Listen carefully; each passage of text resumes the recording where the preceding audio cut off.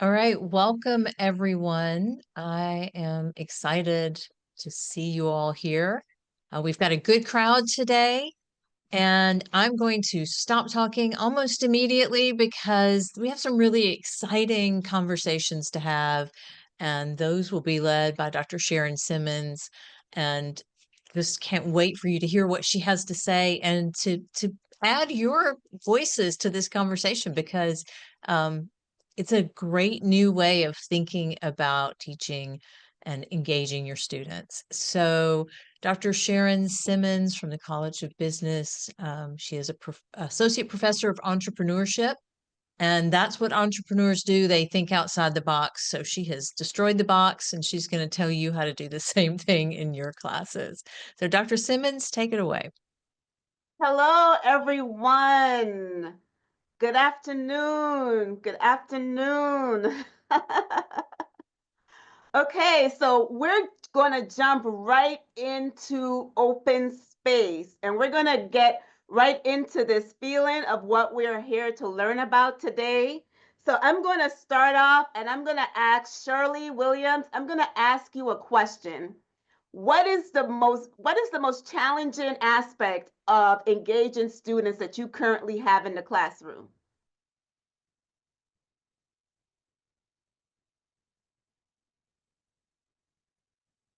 Okay, so I'm gonna jump to Azad. Oh, there you go, Shirley. Okay, I was trying to find my little button there. Hi, everybody. The most challenging way to engage students, I would say to get them over their fear of not, being wrong, just wanting to, I'm scared to answer because I might have the wrong answer. Okay. All right, all right. Johnny, what about you? What is your most challenging aspect of engaging students?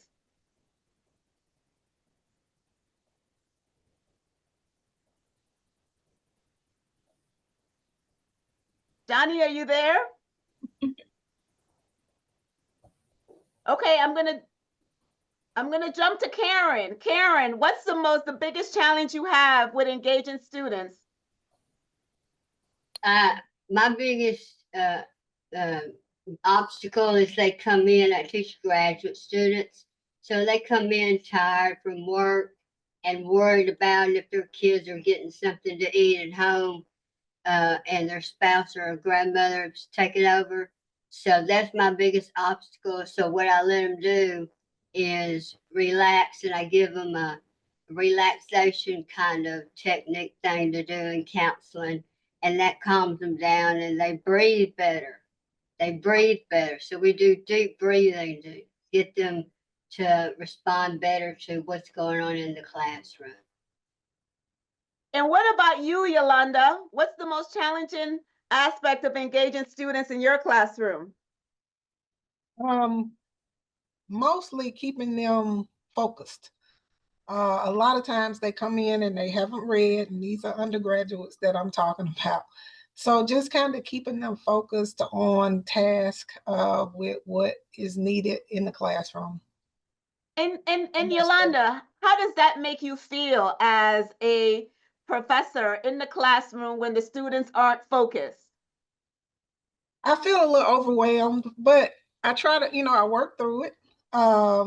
Because one of the things that I do in the classroom is I'm always giving them some type of form of exercise so that they're not just listening to me, but they are actively doing something in the classroom together. And it's always in group settings.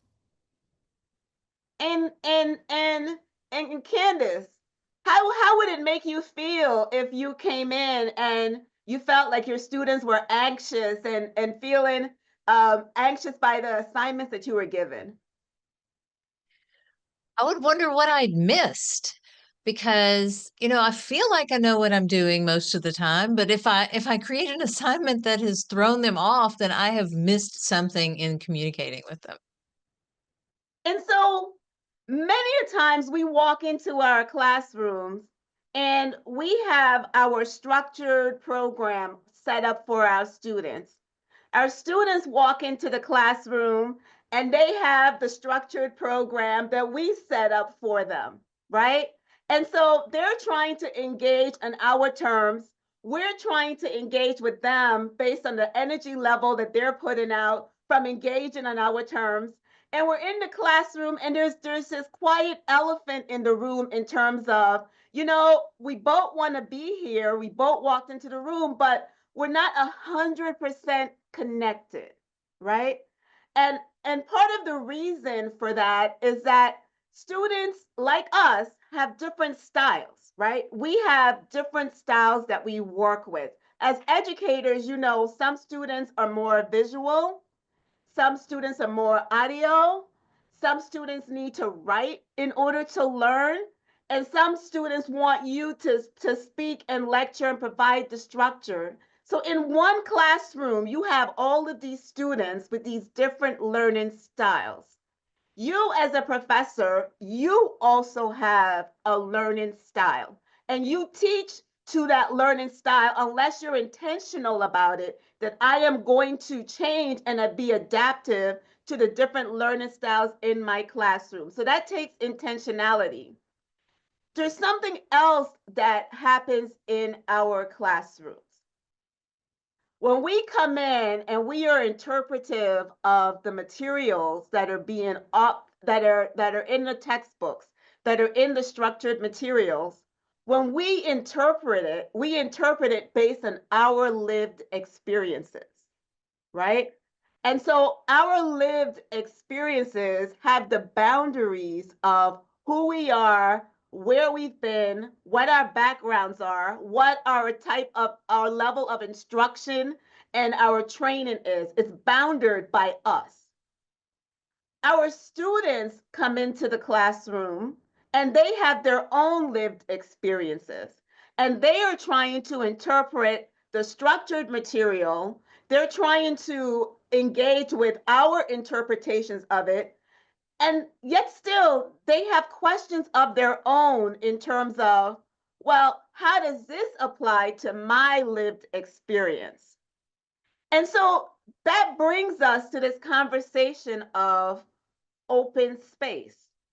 And that's why I wanted to open this session today with talking to you, right? I wanted to start out today in terms of, what is your experience? What is your frustrations?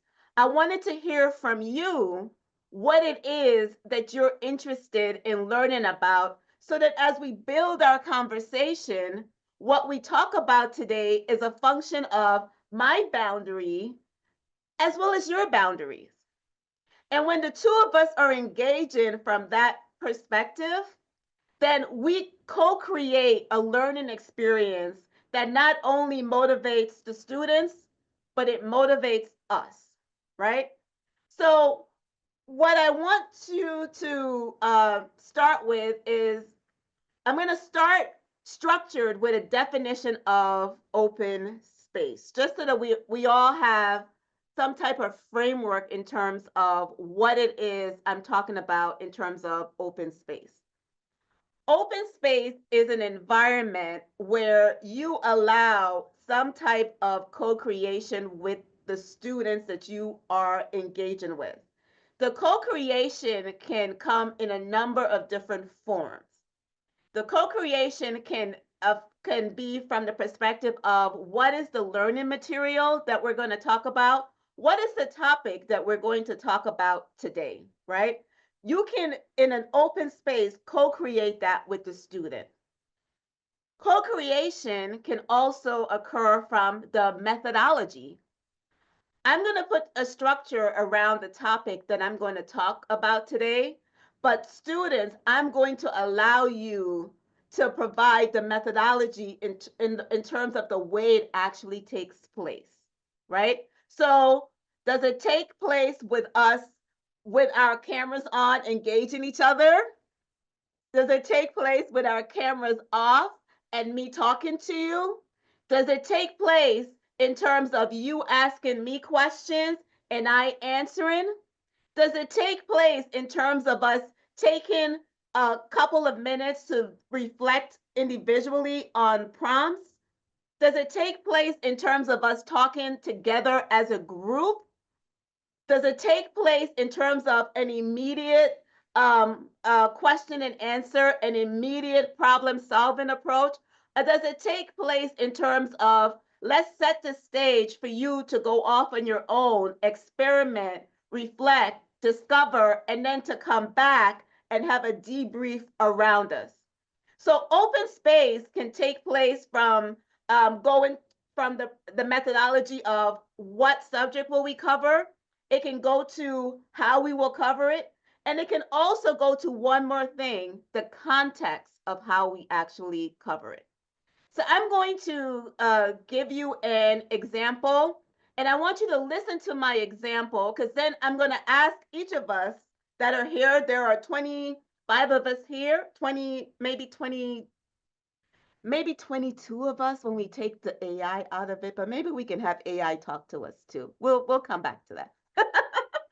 So I'm going to give you an example that really changed my perspective and really got me motivated on this open space context.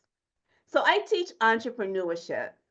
And in the entrepreneurship classes, especially the creativity and innovation classes, you tend to have students that come across from all aspects of the university campus. You have music students, you have art students, you have science students, you have health students, you have business students, and each of them are coming in with not only different lived experiences, but also future aspirations that's driving the type of learning and the context of the materials that are relevant to them. So what I started to do in my entrepreneurship classes is when I have a topic that I would like to talk about, let's say I want to talk about business models.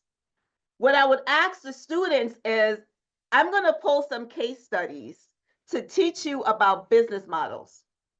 What industry do you want the case studies to focus on? Do you want it to focus on architecture? Do you want it to focus on sports? Do you want it to focus on health? Tell me what case study, so that when I go in and I pull my case studies, I am pulling a representation. So at some point, I am speaking directly to you, the student, and I am pulling your engagement. And so even though I may not use a case study for that student in every situation, that student now has a different level of empathy and engagement, because they know that there will come a point in the course when I am talking directly to you, and that conversation is built from the feedback that you gave to me.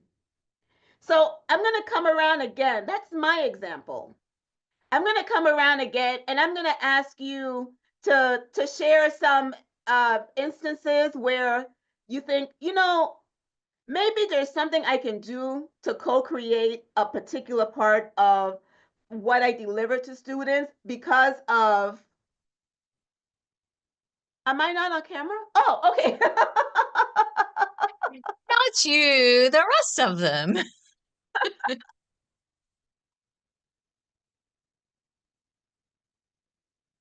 I was okay. So there was a request in this open space environment. Some of the learners in this environment would really feel engaged if we were on camera. So if you are comfortable in this open space to come on camera, please do so. If not, it's okay.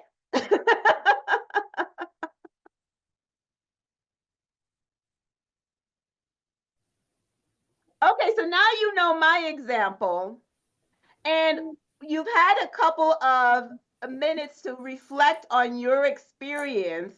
So I'm going to call you at random if it's okay with you. And I'm going to start with Catherine.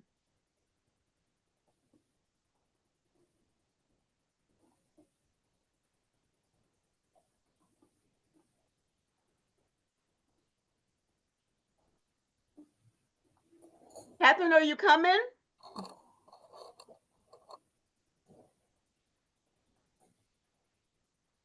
Gloria. So we're going to go to Gloria. Gloria Stamps.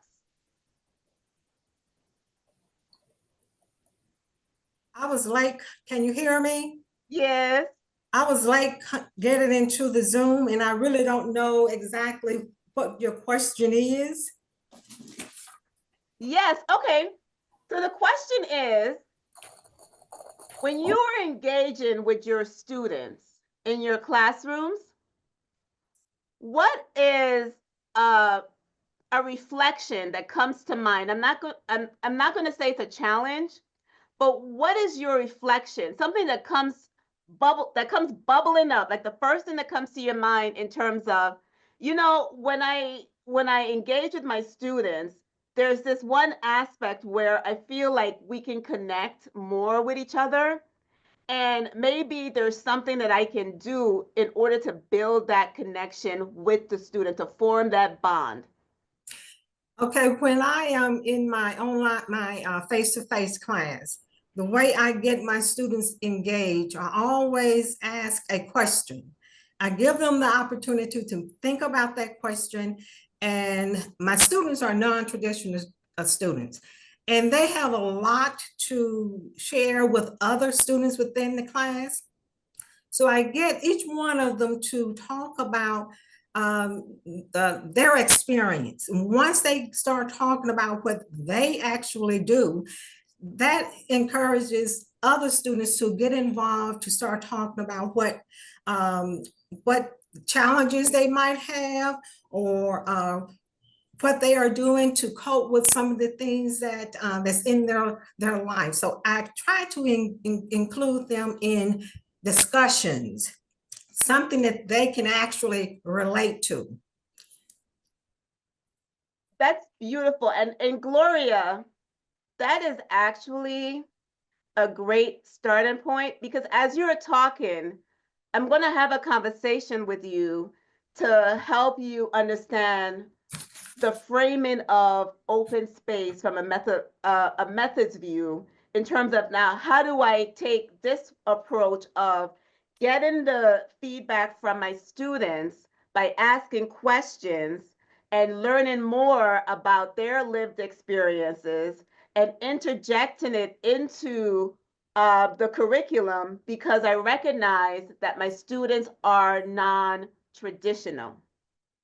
So one of the open space methodologies that you can adapt is, rather than building up that conversation as you go along, to have specific breakpoints in your curriculum, at least three breakpoints. At the very start of the semester, for example, I'm going to give you an example of from a methods perspective, what it would look like. Okay. So at the beginning of the semester, like maybe in week 2 or 3, after you've done the introductions, to take a section of your class where you say, I know that you are non-traditional. I know you have different lived experiences, and I know that there are certain things that you would like to build upon that builds on your unique experiences. Let's have a conversation now, because in 3 weeks from now, we're going to cover this learning objective in the course.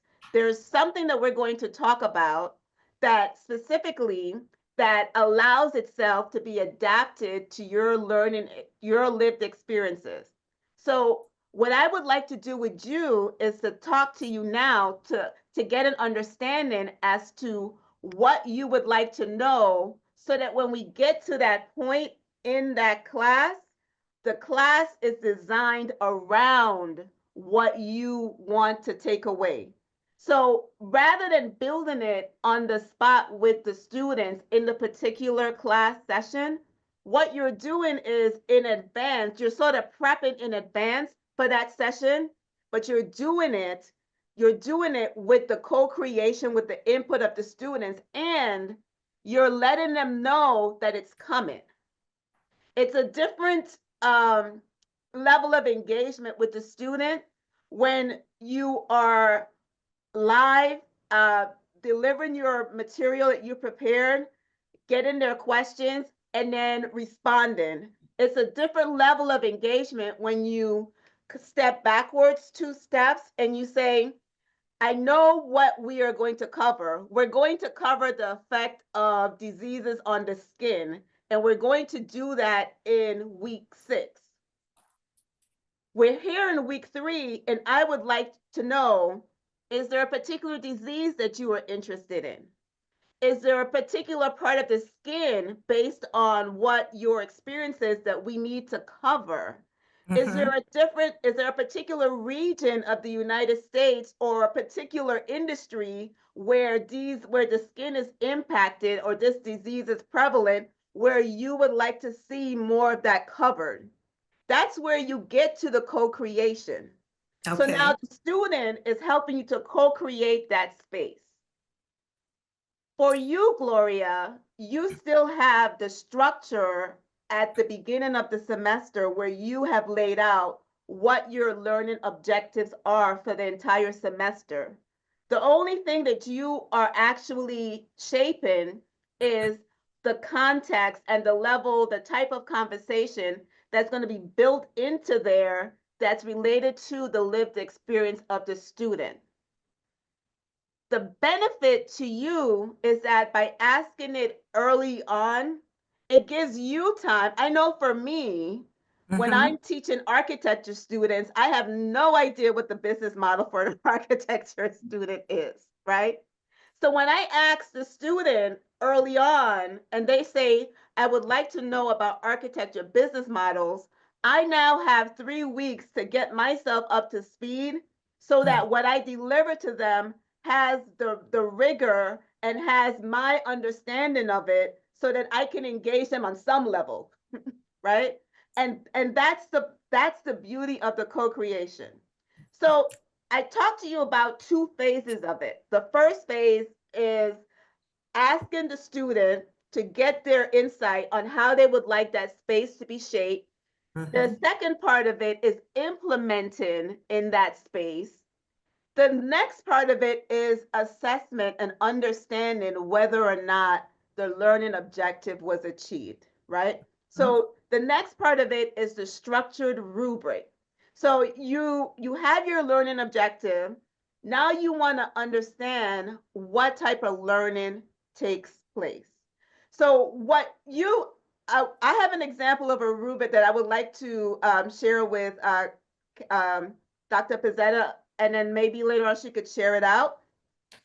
But I have an example of a rubric, but it's a rubric that goes back to when we were in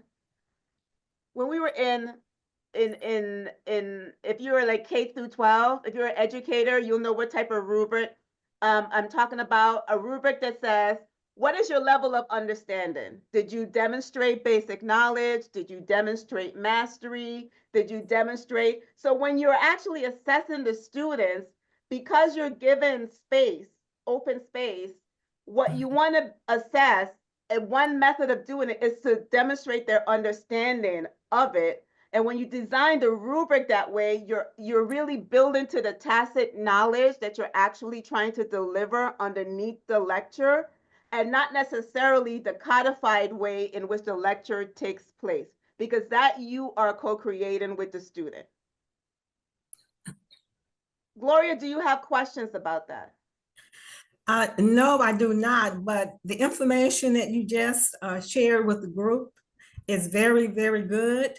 And I can follow your concept, and I'm able to understand a way that I can utilize your information to help myself as well as my students. So this is very good for me. Excellent. May I say something? This is Catherine. Yes. Yes. I apologize. I had briefly stepped away and I was notified that you had called me. Yes, jump right in, Catherine. Yes, I do agree with what you're saying, and I listened to Dr. Smith. We teach in the same department. And my experience has been how I capture the lived experiences of my students. I do it during the introduction. So when they're introducing themselves, and especially with the online students, I ask them to give me a little bit about their background, what they do, and how they think the class can relate to what they do, and what they want to learn from the class. And I've had opportunities to deal with students who have longer working experiences than others. So I've had the opportunity to tailor my teaching content to the different levels of work experience that they have. For those who've been in management, I tailor my assignments to them. Those who are supervisors, who are entry level, have entry level positions, I tailor my assignments to them. So they're free to adjust submit their work based on what the experience that they've had in the workplace. In addition to that, in terms of assessment, I've had opportunities to, yes, follow the scoring rubric and assess learning, but also there are students who've actually asked me to help them design, for example, training programs that their supervisors at work will actually want to implement. So there's that assessment at two levels, one in terms of the learning objectives in class, but also in terms of how well they implement what they've learned in class in their workplace. And I've had some students who've had promotion opportunities because what they learned in class they were able to apply at work in their units, in the departments, and they actually got promoted based on that. So I do agree with your concept. And I think it's very interesting when you deal with non-traditional students because you learn with them as well.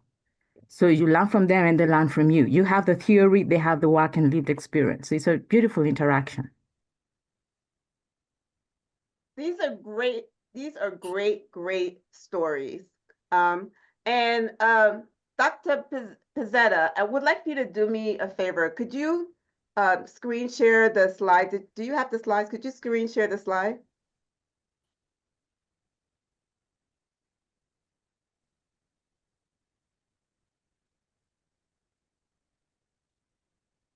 So I'm screen sharing my slides for a particular reason, right? I'm screen sharing my slides because I am practicing what it is I said earlier on, that we have different learning styles, and when we're intentional about engaging students where they are, we allow students to walk away feeling as they are co-creating and a part of this space, right? And so I'm going to pick on Dr. Pizzetta. I'm going to pick on her because I remember she said something to me that was very interesting. She's like, Sharon, I want to know more about the open space. I'm looking forward to your session, but I need structure. I need tradition. I need to see. And so, Dr. Pizzetta, this is for you. I'm opening up structured PowerPoint slides, and I'm going to have a quick conversation on open space. So if you could go to the next slide for me. So open space, it fosters co-creation and ownership of the learning. It boosts motivation through cultural responsive pedagogy, and which is very important, especially being at an HBCU. Sometimes the materials that are with the textbooks, the supplementary materials, sometimes they may not be as culturally responsive to our students as first generation students or as urban students, and so taking the time to be culturally responsive is something that open space allows. And then it also aligns with the with Jackson State's mission of being having care and having an understanding of who your community is.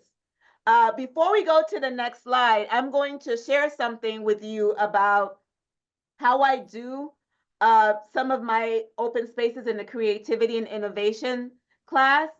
When students walk in to the class on the first day, I have them create a playlist. I say, I want every student to give me your name, write it down, and then give me 2 of your favorite songs.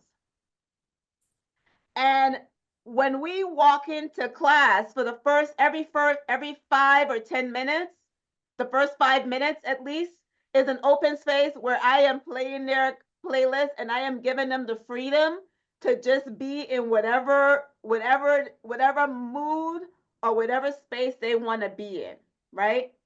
And the students, it's amazing what the students do in that space and how it warms them up for what's to come for the remainder of the course period. So I'm doing creativity and innovation. So these exercises for me are very important in order to get the students flowing.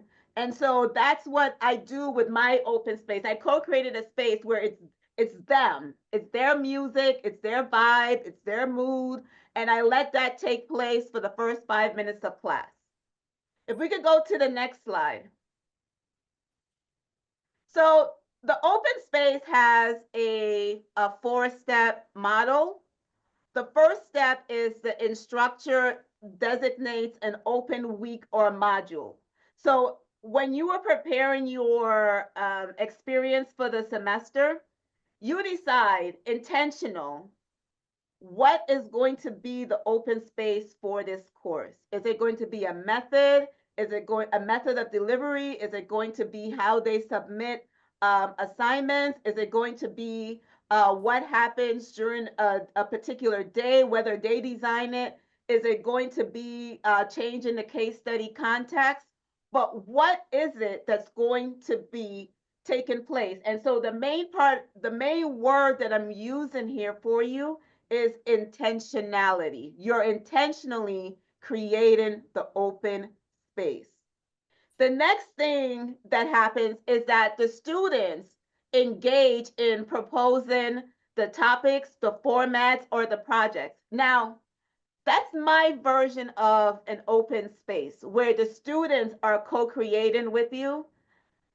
I have another colleague, a former colleague, his version of an open space is to take a week of the syllabus and just leave it blank.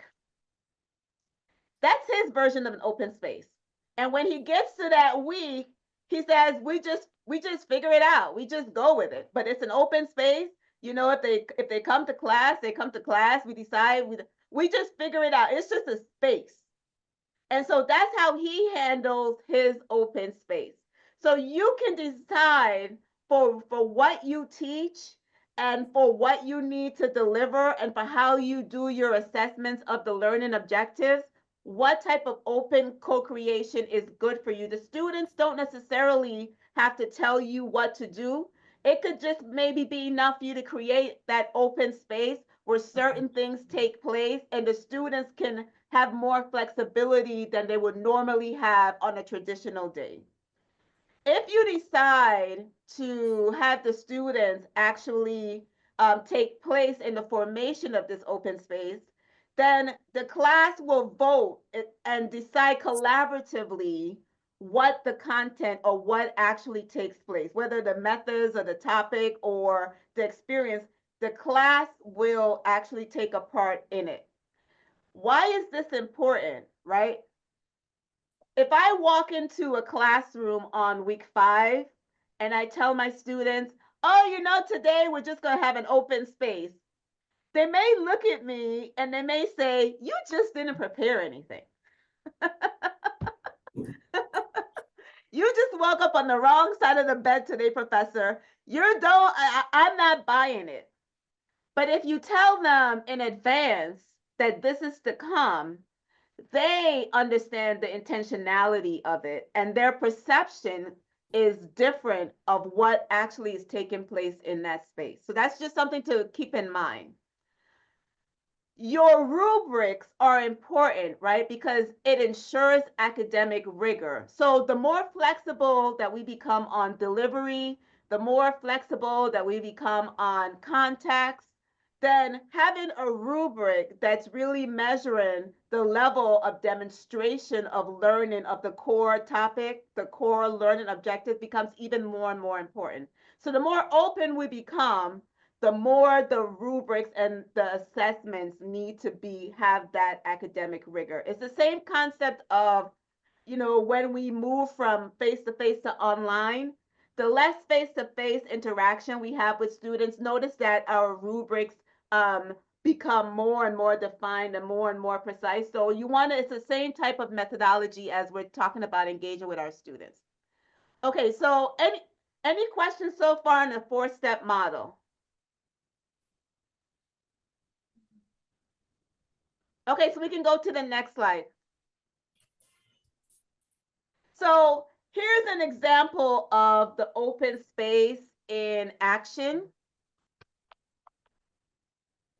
So here's an example of the open space in action. We have a course that is African American history. And when we come down, we choose an open day where the students choose a topic. So let's say the topic is unsung local civil rights heroes, right? That's the topic that is in the syllabus, that's in the rubric, that ties to the catalog, that you're going to cover civil rights as a learning objective, and you're going to focus on unsung civil rights heroes. The students can help curate what readings and which heroes you actually focus on, right? So you're covering the core learning objectives, which is important, especially if you were teaching a class that has multiple sections, because you want to have that alignment on the core objectives. And then here, what you may want, where you can experiment with, is the context. You can experiment with the demonstration of it, but you're keeping your box in terms of what the topic is and what the core learning objective is, right? Then you come down and you allow the students to help you curate what the readings are and who you're focusing on. The result of this interaction with the students is that students show up, right? If I know that this professor is engaging me in this conversation, then I want to be a part of it. This is my conversation, right? Students begin to take more ownership, the dialogue becomes more vibrant, and you also build a connection with the students, right? The students are connecting with you because the empathy in the class is really high, because you're empathizing with them, they empathize with you. And that's an example of how this open space actually works in action, so that you are building empathy, you're meeting your assessment objectives, and you're engaging the students with not just with you, but with each other. And then we go to and so what is a sample timeline and milestone? A sample timeline of what this would actually look like is that in week 1, you introduce the concept, you engage in student-led brainstorming, and you give feedback on the brainstorming. So typically when you're innovating, just speaking from the perspective of an innovation professor, when you're innovating, you want the chaos in the beginning, right? So you want the chaos of students just saying whatever. And from that chaos, you get feedback along the way, and that chaotic brainstorming becomes more and more refined and in alignment with what is possible. Not only what is possible, but what you are comfortable with as a professor in terms of the boundaries of your open space. Then you come down to some later point in the semester where you're actually implementing, right? So you prepared for this space, the students have prepared for this space, everyone's excited and curious about how this co-created space is going to take place, and then you actually implement it. A very important part of all that we do, not just open space, is the reflection, right? Getting the reflection from the students in terms of, the opportunity that you had to co-create, or this learning objective. What is your takeaway from the experience that you have? What did you learn, right? And this gives you, as the faculty, the ability to analyze, when I did this before I did the open space, what was the level of learning for the students? Now that I've done this open space with them and they've co-create, do I notice any differences? What is their level of reflection? Are their reflections deeper, right? Are they demonstrating more learning? And so in the last week, you may want to have some reflection and assessment of learning. And that is the next, I think this is the last. So the benefits for students and faculty, students show up, they're engaged, they're attending, they're thinking more critically. And one of the things that we love to do, we love to talk about ourselves. We love to talk about our lived experiences, and we like to learn how what we're doing actually shapes, builds, enhances our lived experiences. So you have students thinking more critically. You have them sharing because now they are the experts in the room on certain things, so they're more likely to share. You also help yourself with the prep time, right? And we don't sometimes want to say that out loud, but I'm going to say it out loud. It helps with the prep time, right? Because you have students helping you to co-create this experience. So you go from lecturer, if you design the space that way, to facilitator, right? This is happening. The learning is happening. And you know what? You're not talking at them, right? Everyone's engaged, so it's easier on you. And the other thing that it does is it creates a sense of belonging for all students. Okay. So I have a barcode here, and Dr. Pizzetta is also going to send out we're also collecting information from individuals that would like to be part of the different learning movements that the fellows are introducing. This barcode, if you scan it, this QR code, it has like 4 questions on it. What's your name? How do I contact you? So if you're interested in scanning the QR code, if you're interested in being a part of this, please do sign up. Please be a part of it. I would love for you to join the open space cohort. And with that said, I'm going to come back and I'm going to ask for your reflections and your thought. I'm going to start with Dr. Lackey, Professor Lackey.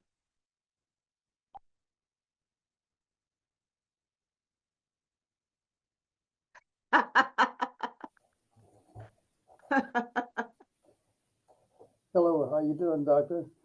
Good. Okay. You're gonna start with me to do what? Say the way. I'm gonna try to turn up my. Say that one more time so I can hear you better. I couldn't hear you well. I want to know what you want me to do. Whatever you want to do in this space is fine with us. What would you like for us to do in this space? Well, my Sharon teaching experience with person-to-person classes that I start before I leave home. What I put on, I like to say that I'm a performer. and I have been quoted as saying, I'll try to be David Ruffin of the Temptation when I walk into the classroom. That I'm the personification of smooth. How y'all doing? Good morning. So I'm going to meet the students at the door and make sure they come in and that we exchange greetings. If somebody beats me to the classroom, but that hardly ever happens. If my class is at 8:30, like tomorrow, I'll be there at 7:30 or 7:45. And I'm going to put on something. With my smart board, I'm going to put on screen the definition of what we are doing that particular day, the concentration, and so on. And then I'm going to have 3 or 4 more screens on the ready to pick up on the syllabus or what we're going to cover, and some enhancers that they have no idea of, but that I would think I would blindside them with it, and they would be happy to see. Okay, so if we are understanding you, your open space is a space that takes place before, about a half an hour before, the first 30 minutes before the clock ticks start.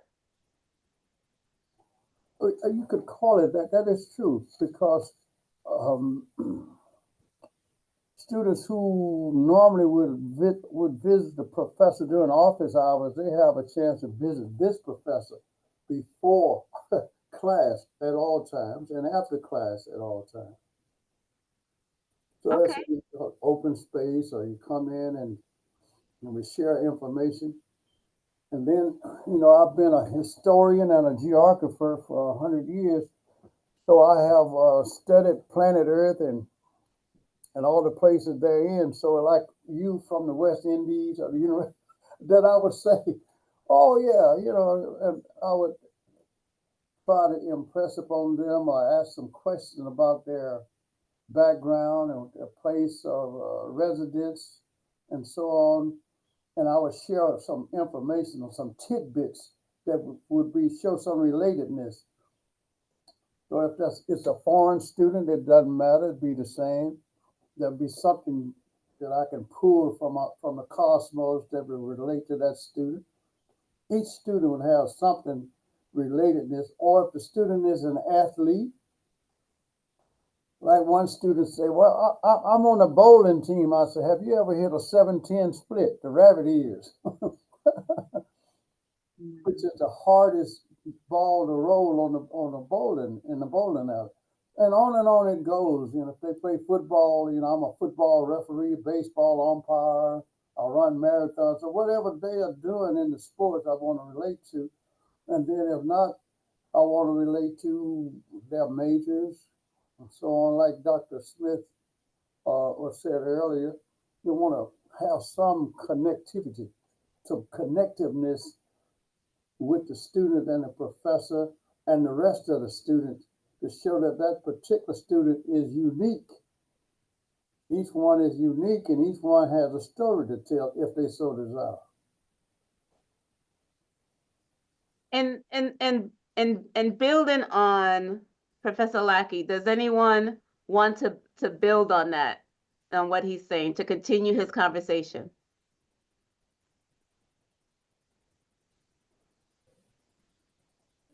Hi, I think my experience is a little different in that I deal with students who are directly out of high school, and it's hard to get them involved. But one of I didn't consider this an open space, and it may not be, but in my mind, I have done some open space.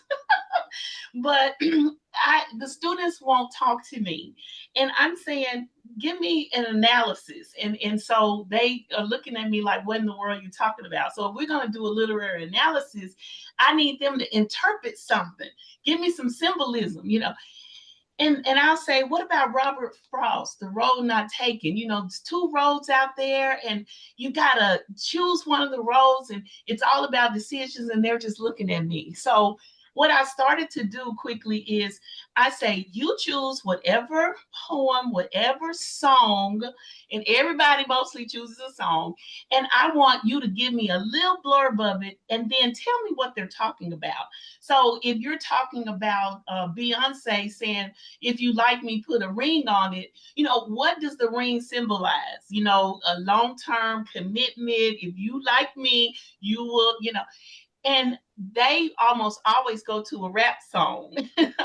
Because a lot of times they're saying, I got my shooters, I got all this, and I really don't know what they're talking about, but they know. So then they're up here teaching the class what they're talking about, which I'm out of the picture because I can't really help you, but I can tell you what I think it means. And then they'll, no, it's not that. And then pretty soon the whole class is engaged, because most of the time they've heard this song or that song, or they'll put this artist up against this artist, and I'll say Dolly Parton and Whitney Houston, what do they have in common? And they're looking at me like, who in the world is Dolly Parton? And it's I'll Always Love You. They both sung the song. So sometimes You know, those kinds of things I've used in classes where I can't get anybody to talk, and pretty soon everybody's talking. They're teaching whatever song or poem or whatever they want to teach, and I'm kind of sitting back and looking at them engage. But I didn't think it was open space. I just thought it was getting them engaged. But now that I'm listening to all this expert talk, I'm thinking that might be open space. Shirley, that's very interesting. And and so we have Professor Williams, and then we have Professor Lackey. Now, Professor Lackey, are you with me?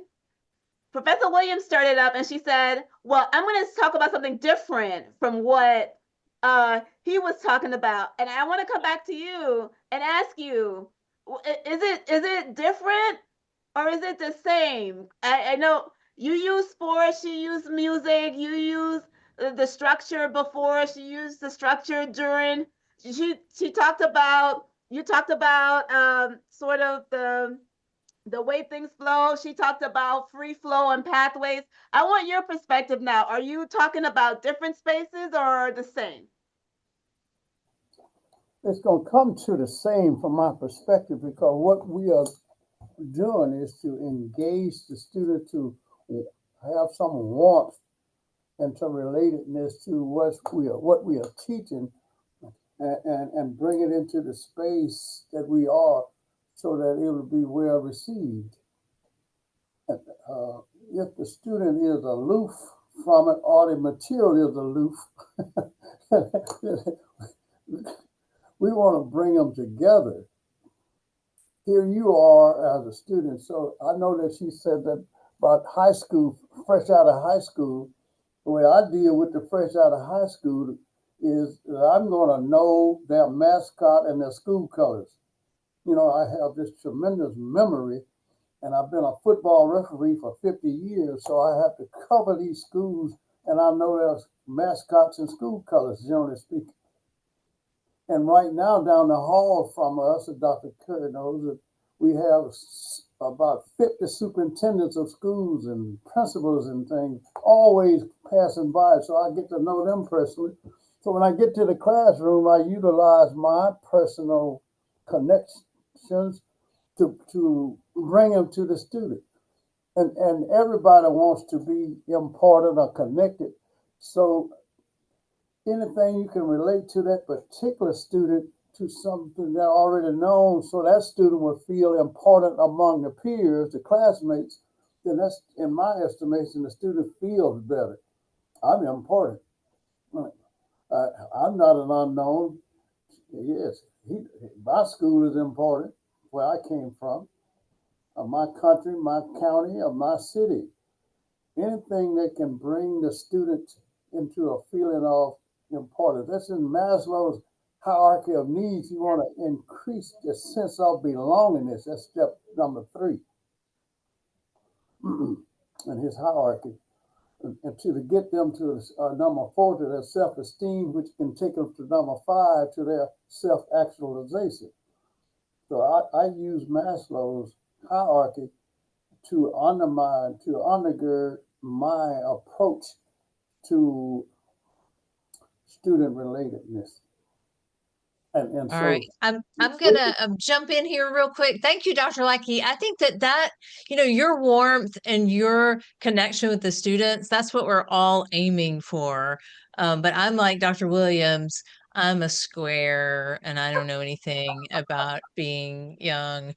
Um, but I wanted to ask Dr. Simmons one question as we wrap up, because I know folks have to go for Dr. Simmons. I know you love AI, but this is all about connecting with people. How can using ChatGPT help folks design some of these questions? Is there something you've used in that realm, or are you just going based totally on your experience? Well, sometimes it's about it's sometimes you build connections based on the movements of the students. Sometimes you start from one direction and go to another, like some, and then like we talk about like cultural relevance, right? Like in the United States we're left to right, right? in other countries, in other cultures, it's right to left. So, understanding, who's in the room, understanding, taking time to make your own analysis of the background. Sometimes we like to just be straight. Sometimes we like to really be to really be intellectual. So there are a number of different things that we want to do, and so to really like understanding when it's right to go backwards, or it's better to go forward, when it's better to go straight, understanding like who to connect to as well, are very important things. Understanding when the conversation should focus on you or focus on the community at large. So there are different dynamics, and reading the room is important too, right? So that's the biggest takeaway, to sometimes to read the room, and sometimes it's okay when the room is taking place to just fall back and be quiet. So that's what I would like to leave you with. All right. Thank you so much. I gave her a hard deadline of like 5 minutes till. So she's like, I've got so much to share. Thank you all for joining. Just as a final note, we record these sessions, we put the slides and the recordings on the faculty development website, but we'll also email you a link to them. I hope we'll see you in future sessions next week. We have two. One is part of the AI on-ramp series on Thursday, and then on Friday, Dr. Brittany Myberg is going to talk about beyond the essay, multimodal assignments. So I'm really looking forward to continuing this and building a community. I dropped Dr.